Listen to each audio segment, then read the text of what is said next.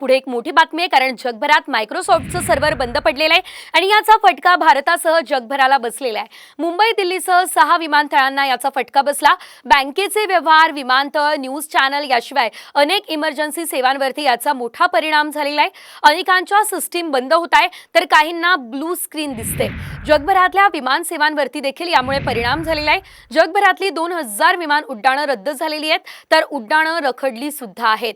तर जीमेल असेल, Amazon असेल, यावर देखील मायक्रोसॉफ्टच्या या अडचणीचा परिणाम झालेला आहे। बँकेचे व्यवहार सुद्धा ठप्प झालेले आहेत, सर्व्हर बंद झालेले आहे आणि त्यामुळे संपूर्ण जगच जणू काही ठप्प झालंय असंच बघायला मिळतं। कारण जगभरात अनेक सेवांवरती मायक्रोसॉफ्टच्या या सर्व्हर डाऊनचा जो प्रॉब्लेम आहे, जी अडचण आहे ती आता निर्माण झालेली आहे आणि त्यामुळे जगभरातील अनेक सेवा आता ठप्प झालेल्या आहेत।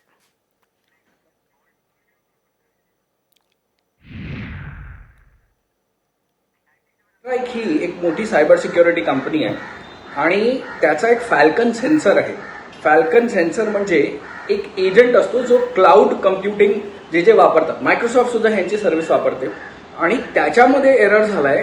त्याला तो सगळ्याकडे कॉन्फिगर होऊ न शकल्यामुळे जितक्या कंपन्या हे क्लाउड स्ट्राईक ह्या मोठ्या सायबर सिक्युरिटी कंपनीचा फॅल्कन सेन्सर वापरतायत, त्याच्यामुळे हा त्रास झालेला आहे।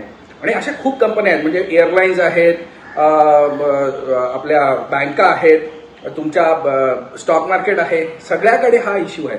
ह्या सेन्सर अपडेट न झाल्यामुळे मायक्रोसॉफ्टला प्रॉब्लेम झाला। मायक्रोसॉफ्टला प्रॉब्लेम झाल्यामुळे मायक्रोसॉफ्ट वापरणारे ऑपरेटिंग सिस्टम्स ज्या तर आपण बघू शकतोय, जीमेल असेल, Amazon असेल, यावर सुद्धा परिणाम झालेला आहे आणि सध्या आपण जर बघितलं तर काही जणांना काहीच स्क्रीनवरती दिसत नाही, तर काही जणांना केवळ आणि केवळ ब्लू स्क्रीन दिसते आहे आणि त्यामुळे मोठा परिणाम जगभरातील सर्व व्यवहारांवरती झालेला आहे। बँकेतील व्यवहार असतील, याशिवाय जीमेल असेल, हे सर्व काही बंद झालेलं आहे। अनेक उड्डाणं सुद्धा ठप्प झालेली आहे।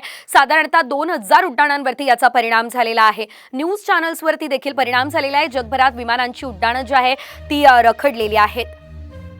मुंबईच्या विमानसेवेवर परिणाम झालेला आहे। चेक इन चेकआउट सिस्टीम सुद्धा ठप्प झालेली आहे। रेल्वेच्या तिकीट बुकिंग मध्ये सुद्धा आता यामुळे अडथळे निर्माण होत आहे।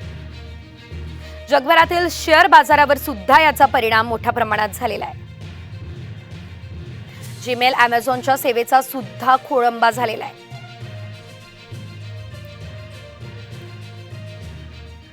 तर आपण बघू शकतोय, जगभरातील 2000 विमान उड्डाणं जी आहेत ती रद्द झालेली आहे आणि सध्या आपण जर ट्विटरला बघितलं तर ट्रेंडिंग मध्ये मायक्रोसॉफ्ट डाऊन म्हणून आता हॅशटॅग सुद्धा रन होत आहे।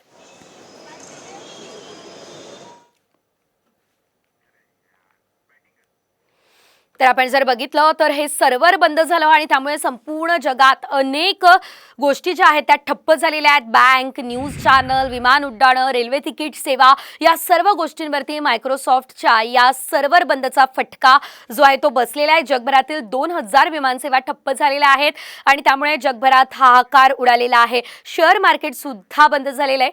बँक आणि न्यूज चॅनलसह अनेक इमर्जन्सी सेवांवरती खास करून याचा परिणाम झालेला आहे।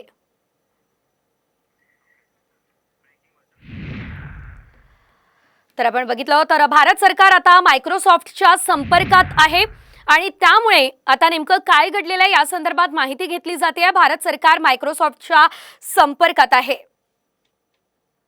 मायक्रोसॉफ्टच्या अधिकाऱ्यांसोबत आता भारत सरकारची बोलणी जी आहे ती सुरू आहे, बातचीत जी आहे ती सुरू आहे। मायक्रोसॉफ्टच्या अधिकाऱ्यांसोबत संवाद आता सुरू करण्यात आलेला आहे।